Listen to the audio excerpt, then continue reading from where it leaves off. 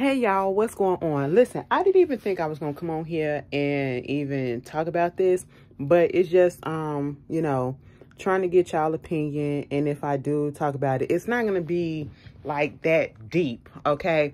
But did y'all get a chance to look at last night Ladies Who List ATL? Let me just say this. First of all, I was kind of looking forward to this coming on because, at this point, I've been kind of all up into the real estate stuff. And if you didn't know, go back and look at what I said about, selling Tampa and selling Sunset or whatever, and people comparing, okay? People are on the real estate, trying to train right now, okay, because of those shows. And I really got into it because of selling Sunset and then selling Tampa. And I feel as though, I said what I said about selling Tampa. I don't want to compare, but I wish they would have given them some more episodes, or at least longer episodes. But this is the first season for them, so I'm not going to be all up in the negativity or whatever like everybody else is doing, because it's their first season. And I don't like the fact with selling Tampa that people literally are comparing selling Tampa to selling Sunset in a sense of, well, as if they supposed to be on the same level of selling Sunset. Selling Sunset is in its 4th season. When it comes back, it'll be in its 5th season. They're very much established at this point. They're dealing with a different demographic. They're dealing with a different color of people, okay? They're all the way over there in California with the very extremely, wealthy people. They're white. They're, typically what people would go for, I guess, in that industry, because they're white women, and I guess you can consider them beautiful white women or whatever. So of course they're going to get a lot of more, recognition, a lot more clients and stuff, because that's what's been doing in life, period. Okay, we've seen that happen. Whereas on selling Tampa, from what I've been seeing, is they did sell some houses, but they just didn't really show it, like the editing or something like that, because that was one of the main gripes with selling Tampa, was we didn't really see them sell houses and, close on the house or whatever. But at the same time, this is a whole company. Selling Tampa is about, a very, very fresh, new company. Okay. I think they've only been, in the works for like, 2 years or less, and it's black people, black women, minorities, black women, okay? And so we have to give it a little bit more time. I don't like all the negativity that I'm seeing, and it's okay to say that, you don't like this, you don't like that, but I think some people are being unnecessarily harsh, all right? So then we get selling ATL. Okay, I'm going to look at all of the shows, all right? I'm giving support to all of the shows because I actually do like all of the shows, There is something from each show that I actually like and that can get me started. Damn it, like my sinuses really are acting up today. So I'm supporting. And therefore, I'm going to support Ladies of ATL, Lady Who List, okay? It comes on. And just in case y'all want to know, okay, if you want to follow me, I will be reviewing and talking about the new show that's coming on Tuesday called Kings of Napa. You know what I'm saying? It's a black family drama. They owning this whole winery, vineyard or whatever out there in Napa Valley, and black. All I saw was black, so I said okay. And that's why I'm talking about this too, okay? Because black, bitch. But I don't know how deep I'm going to get into it, because it is, this first episode really wasn't much, okay? And I was trying to follow along. So, like, if I skip around on some stuff, I'm not giving you so much detail, because this first episode was literally just about introduction. And I didn't even know if I was really going to come on here and talk about it, because of the simple fact that on my guide, I thought the shit was supposed to come on at 8 o'clock. The thing didn't come on until 11 for me, and I don't understand that. That Ready to Love stuff, whatever, was on for like the whole freaking night, and then the new episode of this came on. So I'm just now watching it today. It came on yesterday, but I'm just now watching it today. But anyway, we got this show, Ladies Who List Atlanta, and basically about these black lady realtors, okay? Realtor brokers and stuff like that. And I just love the fact that we are getting more shows showing Black people in general in different professions, okay?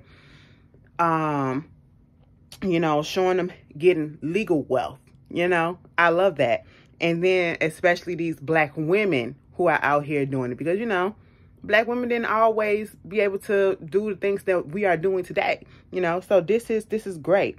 We got the characters, and I'm going to get these names wrong a little bit, the pronunciation, but I'm going to get them right later on if I continue to talk about it, if y'all want me to. You got Quiana Watson. She's a real estate broker. That's who we got introduced first. She's the one that got the little bob or whatever. She gives me a mix of Erica Dixon and Tawanda Braxton in the face a little bit, you know, so she cute to me and whatever. She gives me like she trying to be a little bit of Queen Bee status of the group, okay? Talking about her clients, talking about, you know, who she lists with, who she, you know, all this stuff or whatever. She was out there having a conversation with, let me find the girl.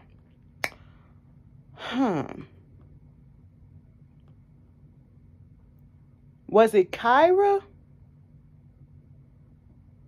Girl, she was having a conversation with one of them girls, because a couple of them girls look the same. It was Kyra. Yeah, she was out there having this, they were just, you know, talking amongst themselves, basically putting it out there who they are and what they do. Kyra, Miss Kyra, because I got the list of who they are. Okay, so bear with me. She's the youngest. She's 28 years old, 4 years of experience. You know, she didn't come from a background of privilege. And that's what she was talking to Quiana about. You know, how people probably think that Quiana comes from this privileged background. And Quiana had to say, no, girl, listen, I come from North Carolina, from the projects, okay? And I was like, yeah, you know, giving us the history about the projects. And, you know, I love the fact that they put out there that, listen, I've come from the bottom and I've gotten where I've got to. And that's the reason why some of these people act the way that they do, because they've been at their lowest. Now they're at their highest, or could be highest, or could be higher. They're reaching a goal, and therefore, you know, their air about themselves changes, and they just feel a little bit cocky about it. It's understandable, but, you know, you also have to have a little respectability, a little humbleness to yourself as well. So far, I'm cool with everybody on the cast, okay? Then we get to Quiana also, you know, she was showing the house that one of her friends, he didn't have it on the market yet, but one of her clients was actually Miss Fatima, aka Crystal, you know, from Sisters. I said, all right, you know, everybody love Fatima. Everybody love Miss Crystal. I said, bitch, you know, she looked a little different because she had her little, she had the little faux locks in her hair. But I was like, okay, you know, because she spent her time in Atlanta and LA. It was a $3 million house. It wasn't even on the market yet. And I love the fact that the guy who is actually giving it to Quiana to sell to her client, he told Crystal, this gonna be your new house, okay? She was like, look at you speaking that up into existence, okay? You know, he putting it out there like he trying to get the sale, they trying to get the sale or whatever. So I like that. That was cool. You also get these other women. What's their name? Tiffany Halls, and who is a real estate attorney, and Tiana Harrison, who is a real estate agent. They was out there at the park with their kids and, you know, just talking about parenting, okay? Because I believe those are the two in the group who have kids, and, you know, talking about their different parenting styles, how, you know, one is like, listen, I ain't for the PTA meetings, okay? If they didn't do nothing and they ain't in trouble, don't call me. Okay, don't call me. I got a whole bunch of stuff to do or whatever. You know, one is watching what the kids eat. Baby, when they were talking about something, how many calories in here and how many this is, you don't like the taste of that. I said, oh, we got the kids counting calories already? I mean, to each his own, to each his own. It just wouldn't have been me. I mean, I don't know. That kind of rubbed me a little wrong, because I don't want, you know, the kids to grow up with issues about,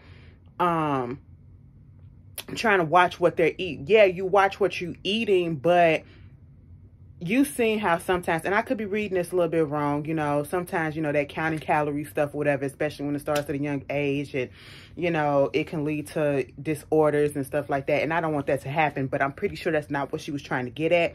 But it is good to watch the sugar intake that your kids have, okay? Start that off young, okay? You know, but I just didn't like that when that little boy was like, it's 27 calories or whatever. I said, what? Why are we talking about this as a kid? But okay, that's them, you know? So we see that them two are cool. Them two are cool like that. Then we get Crystal and Robin, okay? Now, Robin is going to be the one that's going to give me a time, okay? I already got it. Crystal, you know, she's another real estate attorney. You know, she just talked about how she's been an entrepreneur since she's been a kid, okay? When the kids are outside playing, you know, doing stuff for the Christmas break, Thanksgiving break, and all this stuff, I'm out there, you know, with my dog service business, with my cleaning cars business, with my newspaper business, all this stuff. You know, she's doing all of that. So she just had that worker bee type of spirit ever since she was young, okay? And I can dig that. I can dig that. She's been trying to make a way for herself, make sure that she's financially stable all her life, okay? Miss Robin, on the other hand, you know, she had her difficulties. You know, she said she grew up and the women in her life basically abandoned her. She was a single mother. She was a teen mother. She wasn't married. And she has difficult relationships with women in general because of it, you know? And Crystal and Robin, they're cool. They work in the same place. And they were in her office, Crystal's office.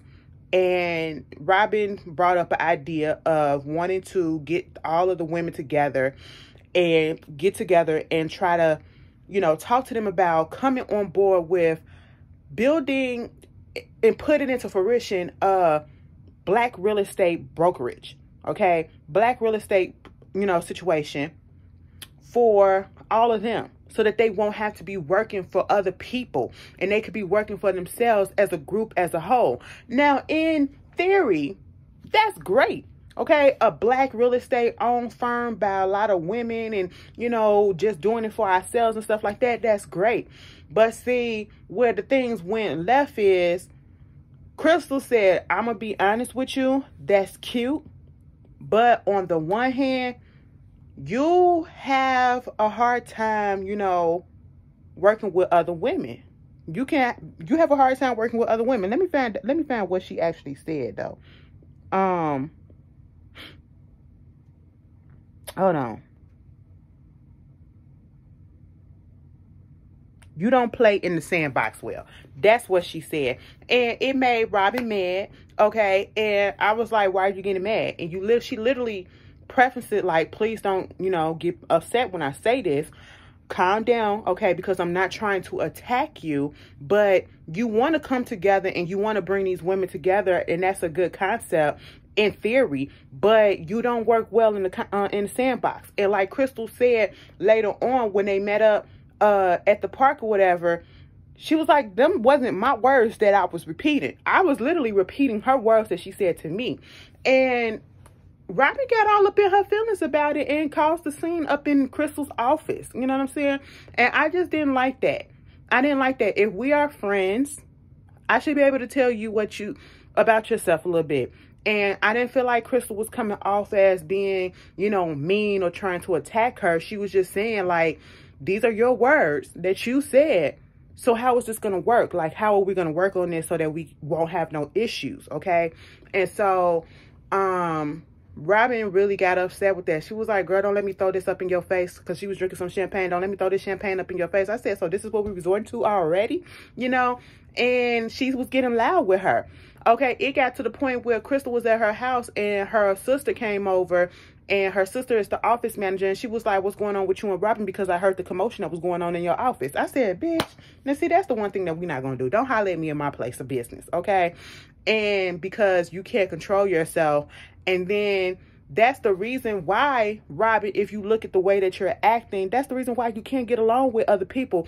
And just from that moment, I'm seeing that it's not necessarily them. It could be them, partly them, but it's also you as well, because you were triggered. Okay. And I understand that, but she literally threw back the words that you said to her. And I get that you don't like when you feel as though her thing is, I'm talking to you as a friend and I'm telling you something as a friend, but then you want to throw it back at me. But in this sense, it had to be said because you have a history of not getting along with women. And she just put it out there like that to make sure that you are sure that you're going to be able to do this because of the history that you already have. And the fact that you couldn't handle that, you couldn't talk about that in a mature way without getting upset, without, you know, launching out at her office. And then when y'all tried to talk about it and clear the air at the park or whatever, the way that she came at her, and she was just, you know, she was like, the things that you were saying, like, that was kind of crazy. And then she trying to flip it because she said the word crazy and tried to make it seem as though Crystal was trying to attack her mental health. And I said, girl, what? Robin, you was doing a lot. She was like, see, let me just tell you this. I didn't want to be your friend. You're the one that wanted to be my friend. And I said, wait a minute. Now, see, Crystal, you got a whole lot of patience with this girl, because already Robin is just giving me some type of feel. Okay. And I want to like all the ladies. Quiana already said that she got an issue with Robin because you know, during the pandemic, things shut down and she had like 23 clients and she needed some help with something. And Robin said that I help you, but I need $500 for each client or something like that. And when Crystal heard this, she was like, girl, she don't even need the money. So why are you asking her that? You know, I said that was odd. That was odd. So Quiana don't really want to. When Crystal asked Quiana, do you want to come to this dinner or whatever and be a part of this and see what Robin got to say? Quiana said real quick, no. But then she changed her mind. She said, listen, now I'm going to come. I'm going to listen to what she got to say. But then I'm going to say no to her face. I said, bitch, listen, Queen Bee, wannabe, she going to give us a time too, okay? I feel like them two going to butt heads. Quiana and Robin gonna butt heads, all right? And I feel as though, even though I said what I said about Robin, Robin probably just misunderstood. That's what she's giving me as well. She's giving me that she has a hard shell. You know, she had to put this front up because, you know, she had it tough growing up and, you know, being on her own or whatever, and just had to deal with being misunderstood in life. That's the tease that she's giving me. But, so far it's cool. I mean, it's just the first episode. Like I said, it wasn't nothing too deep to get into. It was just introducing. I want to see what happened to old girl who got the house burned down. Like, how did that happen? You know, and when they got into it, girl, I said, no, we're not gonna do this. I said, you know, the ATL show is always messy, but so far they give me class. They give me class a little bit, and I like it, because we don't have to be ghetto. We don't have to be ratchet all the damn time. Sometimes we got to have a little bit of substance to us, okay? But if y'all liking it, I'll continue to, you know, talk about it like every week or whatever. It comes on Fridays. Girl, what time it come on Friday on I don't goddamn know, because like I said, last night it came on at 11 for me. It could have came on earlier for y'all, but bitch, it came on 11 for me, you know. But I'll talk about it if y'all want me to. I believe Bondi is talking about it too. So, yeah, y'all can go check out her review for it. I think hers is already up. But yeah, let me know in the comments what you felt about it. Do you want me to continue? And if so, y'all will see me next week. All right. And I'll see y'all later. Okay. Bye.